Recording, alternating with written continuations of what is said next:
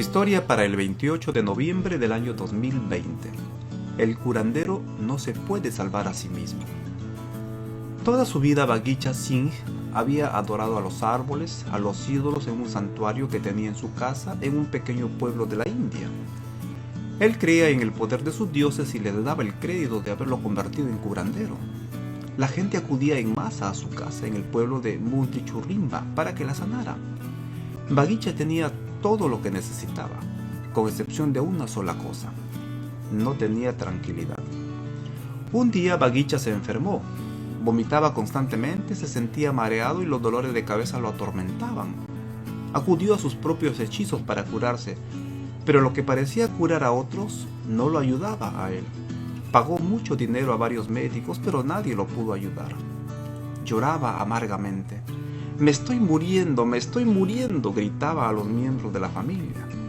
Su negocio se vio terriblemente afectado. Durante un tiempo la gente siguió acudiendo a él en busca de ayuda, pero él lo rechazaba tenazmente, diciéndoles: no puedo curarte porque también yo estoy enfermo. Un día su hijo llamó a un pionero de Misión Global que dirigía una iglesia adventista en una aldea vecina y le pidió que orara por su padre, que estaba muy enfermo. El pionero de Misión Global, Samson Soni, fue a la casa de Baghecha, pero el curandero, cuando lo vio, se negó a hablar con él. No quiero orar, le dijo Baghecha. Mi brujería es mucho más poderosa que tu Dios. De todos modos, yo voy a orar, le dijo Samson. Y oró. Después de la visita, la salud de Baghecha empeoró y tuvieron que llevarlo al hospital de Jalandhar, una ciudad de aproximadamente 1 millón de habitantes, ubicada a unos 90 minutos en automóvil. Allí en el hospital un médico le realizó algunos exámenes y descubrió que Baghecha tenía un tumor cerebral. Morirá si no lo operamos, le dijo. Pero la operación era muy costosa. Baghecha se había hecho muy rico como curandero, pero había perdido parte de su fortuna buscando una cura para él mismo. Ahora él y su familia solo tenían la mitad del dinero necesario para la operación. Samson escuchó que Baghecha estaba en el hospital y fue a visitarlo. Baghecha estaba triste y se animó cuando vio a Samson. Giró hacia el médico que estaba cerca de él y le dijo: aquí viene Jesús, el que puede sanarme. ¿Puedo orar?, dijo Samson al médico. Por supuesto que sí, le respondió el médico, puede hacerlo. Y Samson oró con lágrimas en los ojos. Querido Dios, en el nombre de Jesús, por favor, sana al señor Baghecha para glorificar tu nombre. Amén. Al día siguiente, el médico le hizo otro examen y, para su sorpresa, no pudo encontrar ningún rastro del tumor. Llamó a otro especialista para obtener una segunda opinión, y el especialista tampoco pudo encontrar el tumor.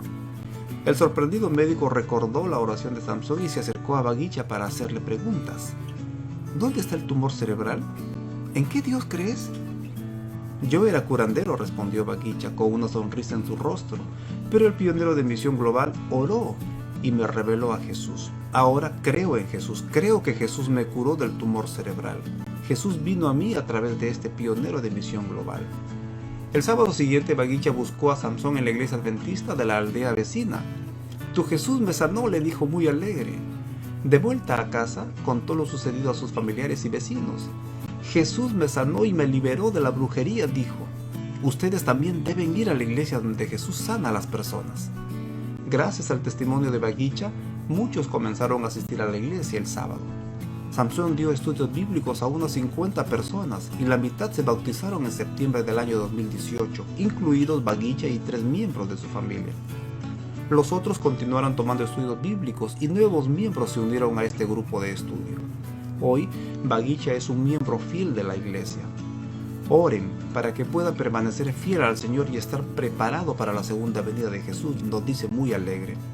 Baghecha y sus 25 familiares y amigos fueron bautizados por Samson Gulam Masi, el pastor adventista más cercano a su pueblo. No olviden que parte de la ofrenda del 13º sábado de este trimestre ayudará a construir una iglesia más grande para reemplazar la iglesia en ruinas y abarrotada del pastor Samson en Amritsar. Gracias una vez más por sus generosas ofrendas.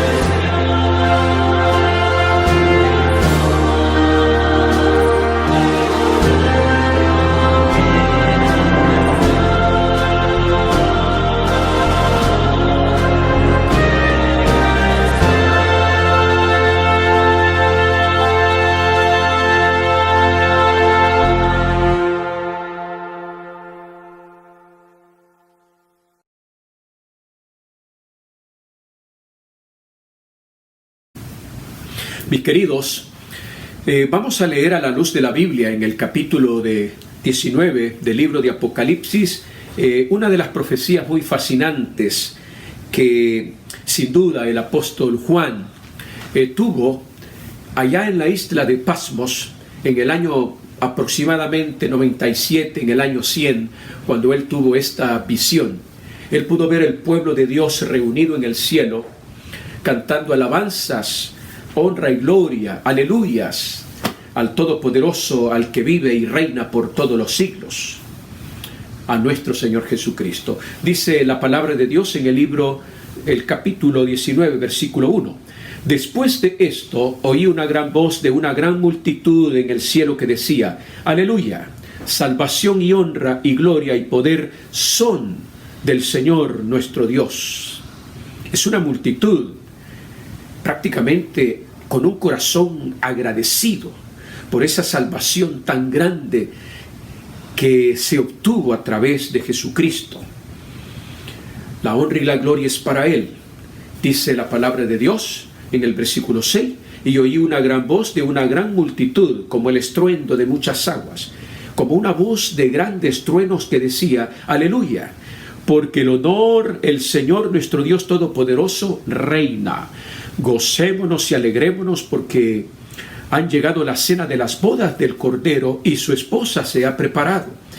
Y a ella se le ha concedido que se vista de lino fino, limpio y resplandeciente, porque lino fino son las acciones justas de los santos. Mis hermanos, cuando leamos este capítulo 19 de Apocalipsis, tú tienes que visualizarte en ese grupo de esa multitud que estará en el cielo por toda la eternidad, cantando alabanzas y aleluyas al Todopoderoso que vive por todos los siglos, nuestro Señor Jesucristo. Nosotros no merecíamos ser salvos, merecíamos ser condenados, pero Cristo Jesús tomó nuestro lugar. Jesús, por su gracia, por su gran amor que nos tenía, decidió morir por cada uno de nosotros. Descendió del cielo y vino a buscar lo que se había perdido. Murió en una cruz crucificado, para que todo aquel que llegue al pie de la cruz buscando perdón y salvación podrá alcanzar la misericordia de Dios. Cada uno de nosotros, los que hemos tenido ese enorme privilegio de acercarnos a Jesucristo, que abrimos nuestro corazón en recibirle como nuestro único y suficiente Salvador, reconocemos que no solamente es nuestro Salvador, sino el Señor de nuestras vidas. Él es el Salvador y el Señor, el que nos dirige, el que nos gobierna, el que nos dirige para ese encuentro glorioso con Cristo Jesús allá en el reino de los cielos. La palabra del Señor dice claramente que para poder asistir a esta cena de las bodas del Cordero que se va a llevar a cabo en el cielo, pues hay que estar preparado. Ahora, ¿quién es el Cordero? El Cordero es Cristo Jesús. El mismo Juan el apóstol dice, él mismo lo identificó al Cordero identificado cuando dijo: he ahí el Cordero de Dios que quita el pecado del mundo. Cristo Jesús es el Cordero de Dios que quita el pecado del mundo. Pero la palabra del Señor presenta que está su esposa. Su esposa es la Nueva Jerusalén. Nosotros somos los convidados para asistir a las bodas del Cordero que se va a llevar a cabo allá en los cielos. Pero para eso, dice la palabra de Dios, tenemos que estar preparados con una vestimenta especial para ser idóneos y participar en esa cena preciosa y gloriosa. Todos nosotros que hemos ido en alguna ocasión, hemos participado en una boda, en unas fiestas de boda y en una cena de boda, pues nos preparamos para poder hacer presencia. Primero, se nos extiende una tarjeta de invitación. Segundo, usted se prepara con el mejor vestido o el mejor traje que usted tiene para poder asistir. Y de esa manera usted se siente complacido porque es uno de los invitados para hacer presencia en esa boda que tiene gran significado. Puede ser su hijo, puede ser un sobrino, puede ser su hermano, puede ser un tío o una tía, pero usted está contento en participar en esa boda especial. Mis queridos hermanos, Las Sagradas Escrituras nos presenta que para que usted pueda estar allí participando en la cena de las bodas del Cordero, necesita la inmaculada justicia de Cristo. Para que podamos comprender acerca de la justicia de Cristo, tenemos que hablar un poco acerca de lo que es la justicia imputada y la justicia impartida. Por ejemplo, la justicia imputada es aquella obra donde usted reconoce y acepta a Jesús como su Salvador personal. Usted es justificado por nuestro Señor Jesucristo. Y esa obra de perdón es una obra momentánea, porque usted recibe la justicia de Cristo desde el momento en que usted abre su corazón y lo reconoce como su Salvador personal. Es declarado justo delante de Dios. El Señor nos quita nuestro viejo manto de justicia propia y nos viste con su inmaculada justicia limpia y resplandeciente.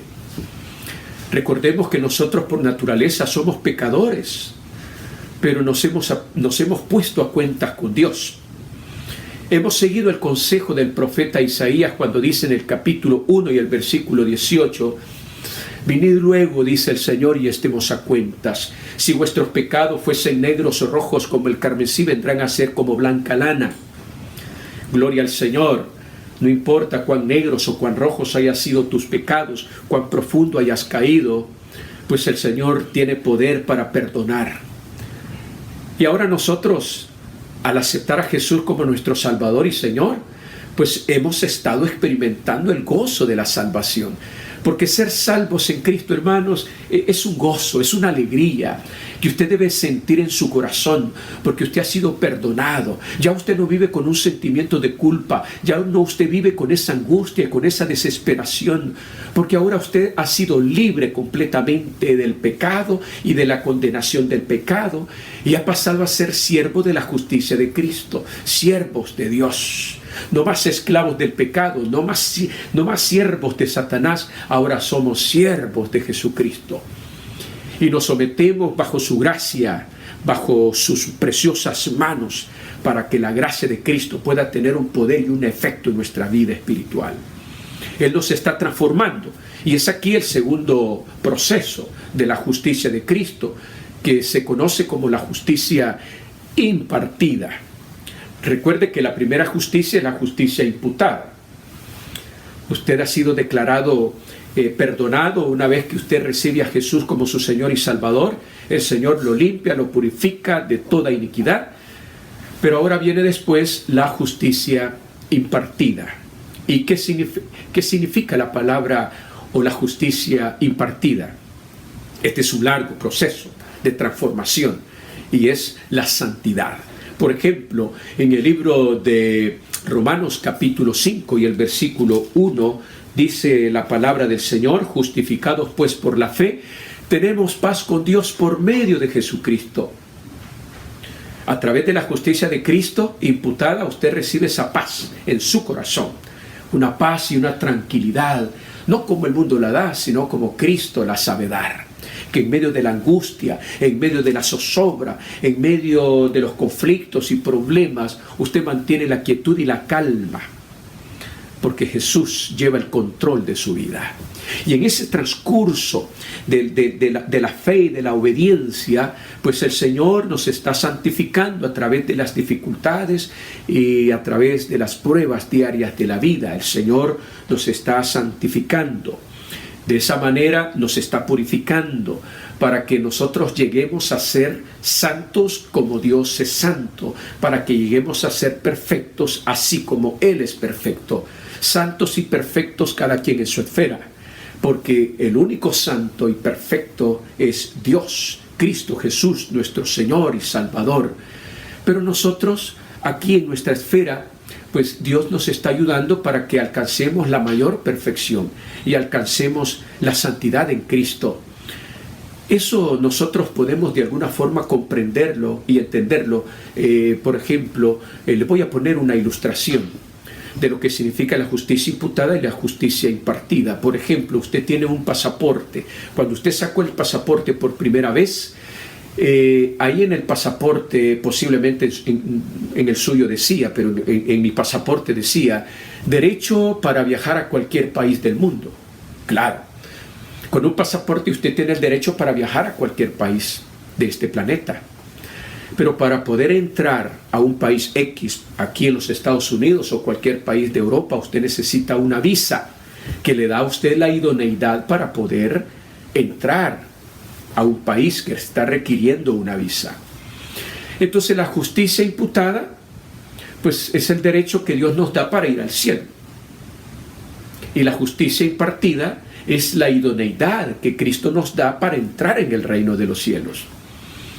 Y aquí está explícito en el libro de Hebreos, en el capítulo 12, 14, definiendo un poco de lo que es la justicia impartida. La palabra de Dios dice, Hebreos 12:14, seguid la paz con todos y la santidad, sin la cual nadie verá al Señor. Un requisito indispensable para ir o entrar en el reino de los cielos es la santidad. Necesitamos pedirle al Señor que perfeccione nuestro carácter, nuestro corazón, nuestra mente, que nuestros pensamientos, que nuestras palabras y acciones sean diferentes. Que el Señor comience a realizar en nuestra vida un reavivamiento y una reforma. Es decir, cambio de pensamiento, cambio de hábitos, para que de alguna manera podamos ser reformados por la palabra de Dios y que vive para siempre. Y esto se alcanza solamente a través del estudio profundo y asiduo de la palabra de Dios. Tenemos que ser reavivados por su palabra. Por eso dice, santifícalos en tu verdad, porque tu palabra es la verdad. Un cristiano aprende a vivir una vida santa, justa delante de Dios, cuando permanece en Cristo, en comunión, a través del poder de la oración y a través del estudio de su palabra. Hay muchas cosas que tienen que salir de nuestra mente. Usted sabe, usted tiene un cristal, un jarrón con agua pura. Si usted, un jarrón con agua turbia, sucia, digámoslo así, donde hay partículas como arenillas o piedrecillas, pues para que todo eso sucio pueda salir de ese jarrón, usted puede, con una manguera, puede estar continuamente depositando agua sobre ese jarrón, y usted se va a dar cuenta que toda partícula sucia, arenas, piedrecitas, conforme ese chorrito va cayendo continuamente sobre ese jarrón, toda esa suciedad, toda esa agua turbia va saliendo sobre la superficie y saliendo. Y cualquier partícula, por más profunda que esté, también va saliendo sobre la superficie hasta que salga. Y después vamos a tener un jarrón que contenga agua pura y cristalina. Eso es lo que el Señor quiere hacer con nosotros. Mientras más nos empapamos de su palabra y mientras más conocemos de Cristo, de su gracia, de su justicia y de su santidad, hermanos, todo aquello sucio e inmundo de nuestro corazón, de lo más profundo de nuestro corazón, va a tener que salir fuera. Ahora vamos a tener la mente de Cristo, vamos a vivir como Cristo, vamos a caminar con Cristo. Vamos a reflejar la justicia y la santidad de nuestro Señor Jesucristo. Pero la palabra de Dios, continuemos, dice las Sagradas Escrituras, que esa justicia que representa la justicia de Cristo es el lino fino, resplandeciente, porque el lino fino es las acciones justas de los santos, es lo que se requiere para que tú y yo podamos entrar en el reino de los cielos. No nuestra propia justicia, sino la justicia e inmaculada, limpia y resplandeciente de nuestro Señor Jesucristo, para ser idóneos y poder participar en la cena de las bodas del Cordero que se van a llevar a cabo en el cielo. En ese lugar precioso en el cielo habrá gozo, paz, felicidad por toda la eternidad. Y dice la palabra, y el ángel me dijo, escribe, bienaventurados los que son llamados a la cena de las bodas del Cordero. Y me dijo, estas son palabras fieles y verdaderas. es que las palabras que están registradas aquí en esta profecía de Apocalipsis 19 son profecías verídicas, fieles y verdaderas. Estas no son fábulas, no son historias, cuentos de hadas, no, esto es algo real. Es una visión real que Juan el apóstol vio y que nosotros como hijos de Dios tenemos que visualizarnos y vernos ahí sentados a la diestra del trono de nuestro Señor Jesucristo, participando en una gran cena kilométrica. Es que las cosas que van a ocurrir en el cielo son maravillosas. ¿Se imagina usted el día que se celebre la fiesta de las bodas del Cordero, viniendo Cristo con poder y gloria, y lleva a su iglesia, a sus hijos al cielo, hermanos? Un lugar para cada uno de nosotros y poder sentarnos ahí en esa mesa kilométrica, donde estaremos contemplándonos unos a otros como hermanos en Cristo, que nos encontramos una vez aquí en esta tierra luchando, y en medio de las pruebas y dificultades no nos dejamos vencer, porque nos aferramos a la victoria de Cristo, y de esa manera pues hemos triunfado en el nombre de Jesús, porque la victoria de Cristo es nuestra victoria. Esa es una gran bendición que nosotros tenemos a nuestro favor, que la victoria de Cristo es nuestra victoria. El que persevera en Cristo, el que permanece en Cristo, no hay derrotas. No hay derrotas. El que se separa de la gracia del Señor va a fracasar, va a terminar derrotado. Pero el que persevera en la gracia del Señor Jesucristo va a alcanzar victoria sobre el pecado. Usted tiene que luchar y esforzarse para ir al cielo y sentarse ahí en esa mesa kilométrica donde vamos a contemplar aún a todos nuestros seres queridos, aquellos hermanos, seres queridos que ya descansan en el Señor, descansan en Cristo, con la esperanza del retorno glorioso de la segunda venida de nuestro Señor Jesucristo. Ahí vamos a tener la dicha de ver también a nuestros amigos, aquellos con los cuales usted se esforzó para evangelizarlos, para darles a conocer las buenas nuevas de salvación. Y cuando ellos reconocieron a Cristo y lo recibieron como su Salvador, y usted los vio descender a las aguas del bautismo, usted se va a sentir el hombre más feliz, porque colaboró usted en el reino de Dios para que otros también puedan entrar en el reino de los cielos. Recuerde que como hijos de Dios tenemos que trabajar por otras almas que han de heredar la salvación por la fe que es en Cristo Jesús. Bendito sea su nombre, gloria sea a Él. La palabra de Dios presenta, hermanos, una escena maravillosa donde nosotros vamos a contemplar al primer Adán postrándose ante los pies del segundo Adán. Aquel Adán que fracasó, pero que gracias a Cristo Jesús obtuvo victoria. Es decir, Cristo Jesús venció donde Adán pudo haber vencido.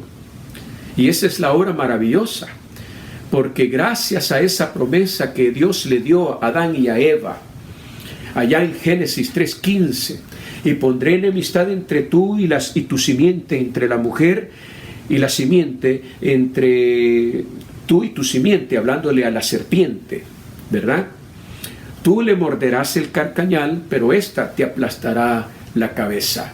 Hermanos, esa es una profecía mesiánica que tiene ese cumplimiento en la venida de nuestro Señor Jesucristo, en su ministerio, en su muerte y en su resurrección. Cuando Cristo Jesús resucitó, aplastó al mismo diablo y Satanás. Él está completamente derrotado, está aniquilado. Y nosotros debemos seguir fieles, perseverando en la palabra de Dios, aferrándonos cada día a la justicia de nuestro Señor Jesucristo.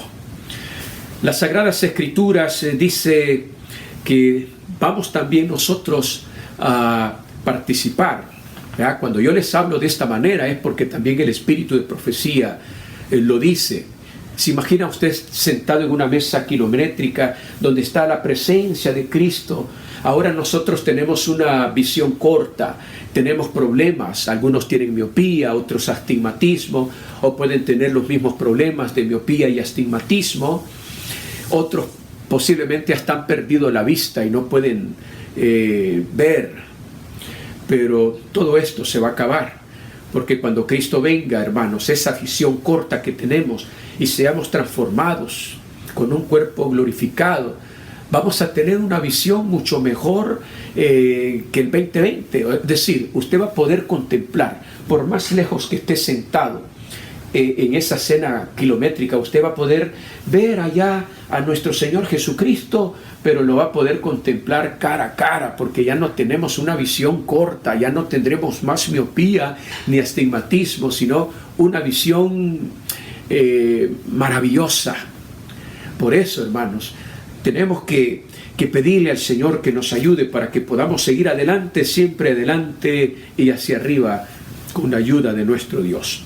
La palabra de Dios también presenta en el libro de Apocalipsis 19 y el versículo 11, donde Juan, el discípulo o el apóstol Juan, pudo ver en visión el glorioso advenimiento de Cristo, y lo hace de una forma majestuosa, porque dice la palabra de Dios: entonces vi el cielo abierto, y he aquí un caballo blanco, y el que lo montaba se llamaba Fiel y Verdadero, que con justicia juzga y pelea.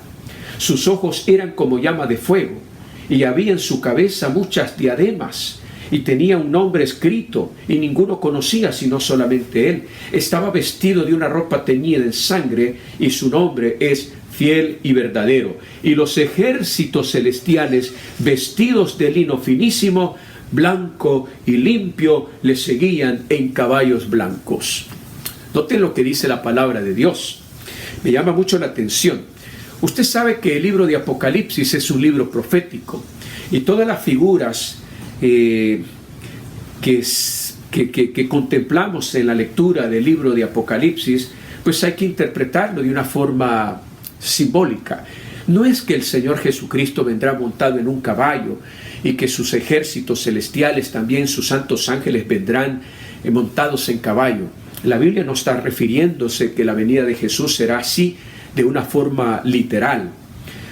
Ya nosotros tenemos, por ejemplo, lo que dice el libro de Apocalipsis en el libro de los Hechos, en el capítulo 1 y el versículo 11, cuando en el momento en que Jesús estaba reunido con su iglesia, se dice que había más o menos unos 500 cristianos que estaban ahí reunidos en el Getsemaní.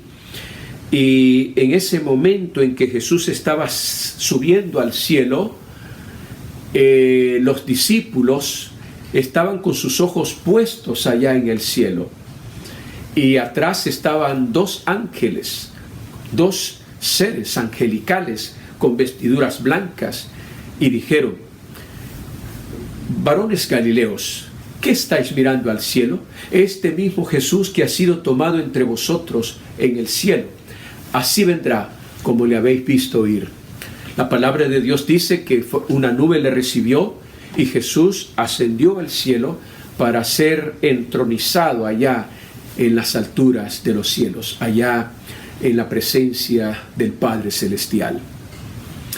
Quiere decir que la segunda venida de Cristo será literal, que así como Jesús ascendió sobre una nube, pues así vendrá como le habéis visto ir sobre una nube, con sus santos y millares de ángeles. Y la palabra del Señor dice en las Sagradas Escrituras que estaba vestido con una ropa teñida en sangre, y su nombre es el Verbo de Dios. ¿Quién es el Verbo de Dios? Es Cristo Jesús.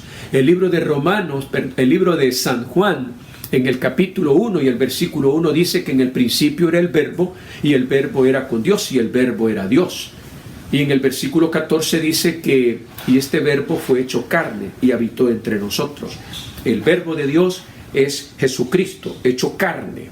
Es decir, el mismo Cristo que se anonadó, descendió del cielo y vino a buscar lo que se había perdido. La salvación no fue a larga distancia. Cristo Jesús tuvo que encarnarse, hacerse hombre para vivir entre nosotros y demostrarnos que así como Él fue obediente y experimentó la muerte y muerte de cruz, pues nosotros también, así como Cristo venció, podemos también vencer. podemos vencer por la gloria del Señor. Y dice la Biblia en el versículo 16, y en su vestidura y en su muslo tiene escrito un nombre: Rey de Reyes y Señor de Señores. Note qué maravilloso. Es que el Cristo en el cual nosotros hemos creído no es un Cristo sufrido, no es un Cristo derrotado, un Cristo fracasado. Aunque nosotros podemos ver en las Sagradas Escrituras, y algunos pues que han hecho películas, y ahí se ve cuando Cristo estaba siendo vituperado, cuando estaba siendo burlado, golpeado, maltratado, escupido, coronado en sus sienes con una corona que laceró sus sienes, derramando sangre inocente, sus manos y sus pies que fueron crucificados en una cruz, clavado, y aquel sagrado corazón que aquel centurión romano le dio la herida para asegurar la muerte en Cristo Jesús. Pero él pudo darse cuenta y dijo: en verdad, este era Hijo de Dios. El mismo centurión romano dio testimonio de la grandeza de Jesucristo, de ser el Hijo de Dios, que subió al cielo y se ha sentado a la diestra del trono del Dios su Padre, y que vendrá como Rey de Reyes y Señor de Señores aquí en esta tierra. Ahora viene algo interesante. En el versículo 17 dice: y vi a un ángel que estaba en pie en el sol y clamó a gran voz diciendo a todas las aves que vuelan en medio del cielo: venid y congregaos a la gran cena de Dios. Quiere decir que la palabra de Dios está presentando que hay dos grandes cenas. La primera cena, que es la cena de las bodas del Cordero, que se va a llevar a cabo allá en los cielos, donde habrá paz, felicidad por toda la eternidad. Y la segunda cena que se va a celebrar aquí en la tierra, que se conoce como la gran cena de Dios. Pero ¿quiénes son los convidados para participar en esta gran cena de Dios que se va a celebrar aquí en la tierra? Oiga lo que dice la palabra de Dios en el versículo 18, ¿verdad? Dice: venid y congregaos a la gran cena de Dios para que comáis carnes de reyes, de capitanes, y carnes de ¿qué? De fuertes, grandes y caballos. Pero note lo que dice más antes, ¿verdad? Y vi un ángel que estaba en pie en el sol y clamó a gran voz diciendo a todas las aves. ¿Quiénes son los convidados entonces? Las aves de rapiña, aquellas aves que comen carroña, carne en estado de putrefacción, porque cuando Cristo venga, acuérdese que la palabra de Dios dice en el libro de San Juan, en el capítulo 5 y el versículo 28 y 29. Vamos a verlo aquí rápidamente para que podamos ser testigos a la luz de la Biblia de lo que estamos leyendo, de lo que dice las Sagradas Escrituras. Dice San Juan 5 y el versículo 28: no os maravilléis de esto, porque vendrá hora cuando todos los que están en los sepulcros oirán su voz, y los que hicieron lo bueno saldrán para resurrección de vida, mas los que hicieron lo malo saldrán para resurrección y condenación. La palabra de Dios está presentando que todos aquellos que murieron en Cristo Jesús con la esperanza de gloria del segundo advenimiento de Cristo serán resucitados para recibir como recompensa la vida eterna. Pero los muertos que murieron separados de la gracia del Señor Jesucristo van a resucitar para condenación.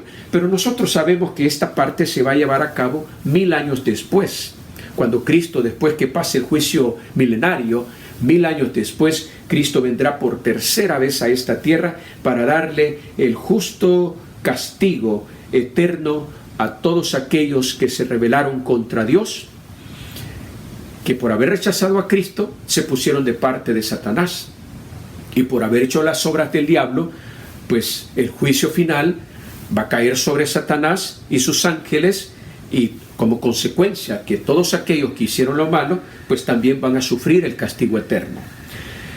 Pero cuando Cristo venga por segunda vez a esta tierra, todos aquellos que hemos quedado hasta la venida del Señor Jesucristo, saldremos para vida a vida eterna.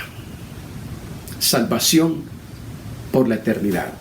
Pero los que hicieron lo malo, el resplandor de la gloria de Dios, cuando Cristo venga, los va a destruir y caerán sobre la superficie de la tierra y caerán como estopa de coco. Sus cadáveres caerán sobre la superficie de la tierra.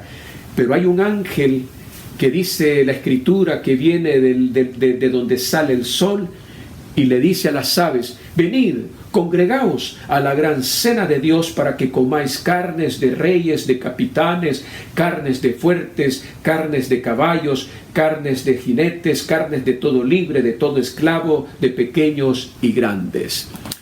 El banquete especial para las aves de rapiña serán el cadáver, el cuerpo de los pecadores, de los inicuos. En estado de putrefacción comerán esas carnes putrefactas. Pero en esta tierra habrá destrucción, habrá pestilencia, habrá muerte, sufrimiento, todo será tenebroso. Pero Cristo Jesús vendrá a poner fin a este mundo lleno de pecado. Será purificado cuando el Señor venga a esta tierra después del juicio milenial. Es necesario que esta tierra sea purificada porque el Señor va a establecer su reino desde la constelación de Orión, allá donde el Señor está en el tercer cielo. El Señor va a establecer su reino aquí en la tierra.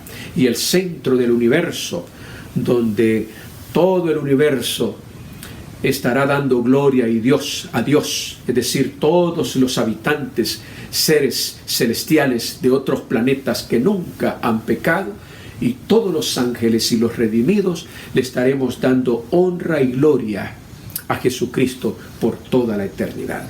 Mis amados hermanos, que Dios te bendiga, que Dios pueda ayudarte o ayudarnos a cada uno de nosotros para que podamos hacer todo arreglo necesario, pertinente en nuestra vida. Ponte a cuentas con Dios, no seamos rebeldes a Dios. Estudiemos la palabra de Dios, mantengámonos en comunión con Él para que la imagen de Cristo, su carácter, ese carácter santo, justo y bueno, pueda reflejarse en nuestras vidas, para que de esta manera podamos participar en la gran cena de Dios, en la cena de las bodas del Cordero, que se va a llevar a cabo allá en las alturas de los cielos. Que Dios te bendiga, es mi deseo y mi continua oración, para que tú y yo podamos tener la dicha, el privilegio, el gozo y la bienaventuranza de poder hacer presencia y vivir por la eternidad con Cristo Jesús, abrazando y besando sus manos y acariciando sus senes y tocando su costado en gratitud por la salvación recibida a través de su sacrificio. Que Dios te bendiga, es mi deseo. Vamos a orar. Querido Padre, gracias te doy, Señor, por esta bendición que tú nos has dado al estudiar tu palabra. Pedimos que nos sigas ayudando para que cada día podamos vivir una vida recta delante de tus ojos. Perdona nuestros pecados, nuestras faltas, nuestras iniquidades. Hay mucho, Señor, que tenemos que ir mejorando, pero hemos aprendido que solamente en Cristo Jesús podemos llegar a alcanzar la perfección y la santidad. Cuando pasemos continuamente contemplando la hermosura de la gloria de Cristo a través de su palabra, hasta entonces nosotros vamos a ser transformados y vivificados, para que cuando tú vengas, oh Dios, vendrás por un pueblo santo, un pueblo, Señor, donde estaremos contigo, ya nunca más separados, sino por toda la eternidad. Guárdanos en el hueco de tu mano, bendice a mis hermanos en la fe, y que la paz de Cristo esté con cada uno de ellos. Te lo pedimos de todo corazón, en el nombre precioso de tu Hijo amado, Cristo Jesús. Amén, Señor, y amén.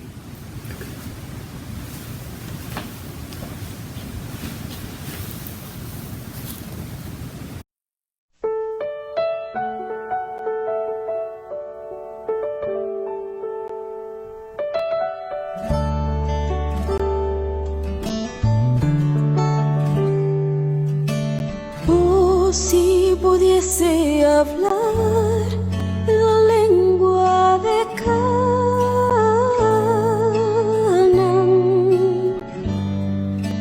Pediría un poco de la gloria de un mundo mejor.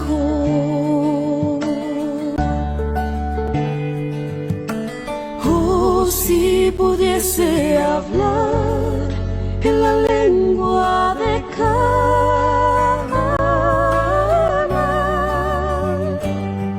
te diría un poco de la gloria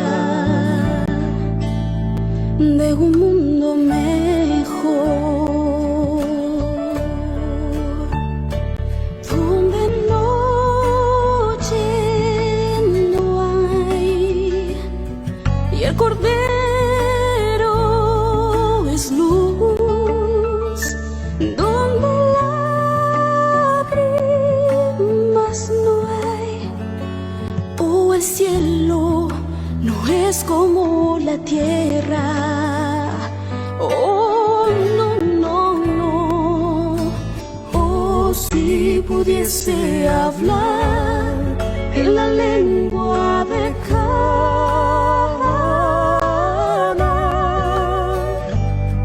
te diría un poco de la gloria de un mundo mejor.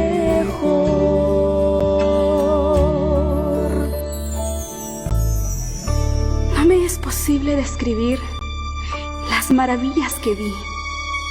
Vi tablas de piedra en que estaban esculpidos en letras de oro los nombres de los redimidos. Después de admirar la gloria del templo, salimos y Jesús nos dejó para ir a la ciudad. Pronto oímos su amable voz que decía: vengan, pueblo mío, han salido de una gran tribulación y han hecho mi voluntad, sufrieron por mí. Vengan a la cena que yo mismo serviré. Nosotros exclamamos: ¡Aleluya! ¡Gloria! Y entramos en la ciudad. Vi una mesa de plata pura, de muchos kilómetros de longitud, y sin embargo nuestra vista la abarcaba toda. Vi el fruto del árbol de la vida, el maná, almendras, higos, granadas, uvas y muchas otras especies de frutas. Le rogué a Jesús que me permitiese comer del fruto, pero me respondió: todavía no. Debes volver de nuevo a la tierra y referir a otros lo que se te ha revelado. Entonces un ángel me transportó suavemente a este oscuro mundo. A veces me parece que no puedo ya permanecer aquí. Tan lóbregas me resultan todas las cosas de la tierra. Me siento tan sola, pues he visto una tierra mejor. Oh, si pudiese volar cual paloma por cielo y mar, navegar y cruzar el Jordán a un mundo mejor,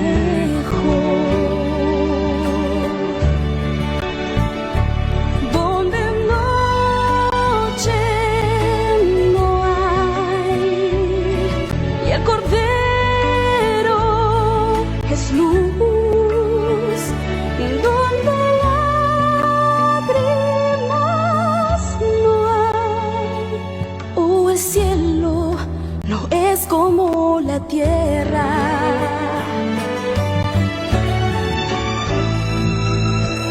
Oh, si pudiese hablar en la lengua de Canaán,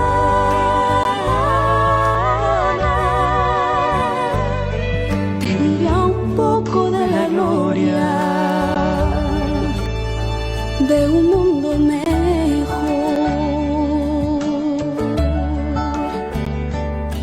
Te diría un poco de la gloria